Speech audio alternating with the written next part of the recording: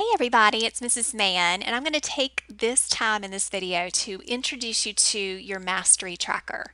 So you've probably already clicked on this. Just in case you haven't, you're going to open up this Google Sheet, and it's not going to say sample student, it's actually going to say your first name and your last name. But when you click it open, you are going to pull up a really important document that you are going to definitely want to bookmark. Okay, so that I think is the first thing that you want to do. Not only should you star it here, which will give you really easy access in your Google Drive, but you're also going to want to bookmark this on your Chromebook so you can pull this up because you will need it at least twice a week. Okay, so let me pause for just a second and I'm going to show you what this is eventually going to look. Okay, I have pulled up a student's tracker from last year, and this was kind of a snapshot about halfway through the first quarter, and I just wanted to get you a sense of what this will eventually kind of look like to you. It's basically a horizontal bar graph, really. If you kind of read through this, you can see that like this person here has mastered, because underneath mastery date, this person has mastered concept 1B. They mastered it on September 24th. They also mastered 1C on September 24th. And a few weeks later, they mastered 1D on October 15th. The goal is that you're going to master all of these, and it might take you longer for certain concepts and less time for others, and that is totally okay. So, for example, let's say that I just got my quiz, my concept check back from last week. I didn't have to do the problems in 1B, 1C, or 1D because I've already mastered them. So I'm really focusing on my grades for the other ones. And I'm really excited because my grade on 1A in this last concept check was a 4. So what I'm going to do is I'm going to finish out this bar, because not only do I get a 4 on this one, I've already had a 4 on a previous one, and when I have two 4s, when my two highest grades are 4s, I have mastered that concept and I'm done with it. So I'm going to just kind of highlight all of this and I'm going to fill it. I go up here to the fill color and I'm going to fill it with red. And now you can see that my bar for order of operations goes all the way across. And I would type in today's date, like right now I'm typing in it as 9/2, and I hit enter. Of course, this is not going to seem like that makes much sense because this is a full year later, but I just am showing you the example. Okay, now let's say that I'm looking at my paper and on 1E, I actually got a 2.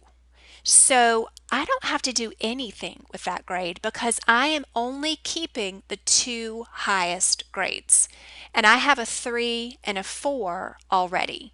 So that was just maybe a bum day. Maybe I just wasn't feeling good or I just made a mistake or whatever. It's not a big deal.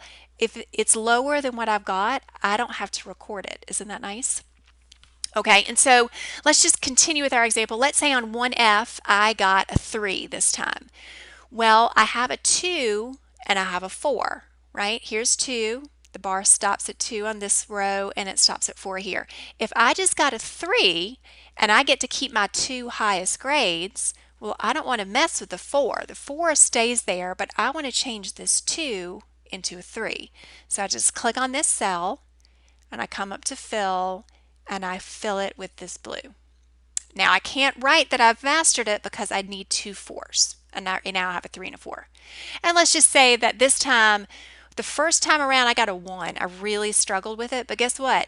The last time I got a 4, and then this most recent time I got another 4. So I have now mastered this one as well. So I would color that in as blue, and then I would type in my date here. So I want you to see how you really should not be stressing about these quizzes at all. We all have bad days and we all have great days, right? And we keep the two highest grades. So now let's go back to yours. All right, we are back, and this is the welcome page. If you look down here at the bottom, you're going to have 7 tabs. All about concept checks is the first one.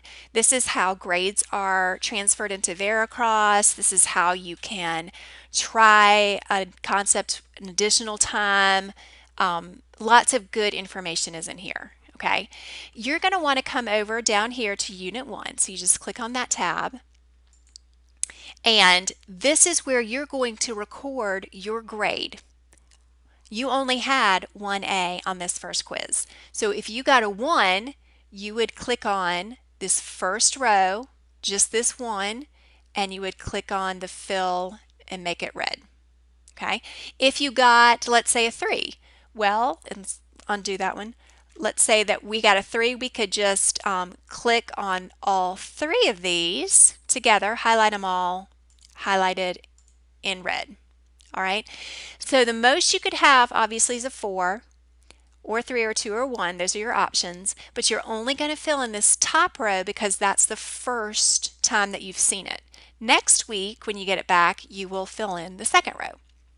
So that's the second thing that you need to do. First thing is you needed to bookmark this on your Chromebook and you needed to star it. The second thing is you need to update it based on your score on your paper. The third thing you need to do is you need to share this. So you come up here to the top right corner, and it's going to say that it's shared with one person already, and that is me. See, shared with Sarah Mann. But you are going to type in here the email address of at least one of your parents. So let's say that I wanted to share it with my dog. Let's say that she has an email of wonderwoman@gmail.com. Okay, that's really not an email. Please do not send that to her. But I could type in and say, this is my math tracker. Okay, and then you definitely want to keep this little box checked because that will send an email to your parents, and then you can click send. So that is the third thing that you need to do. So first thing, bookmark. Second thing, update. Third thing, share.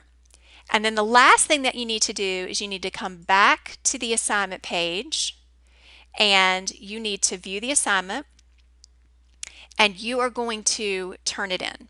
So you are going to click this so that I can then look and make sure that everything is set up correctly.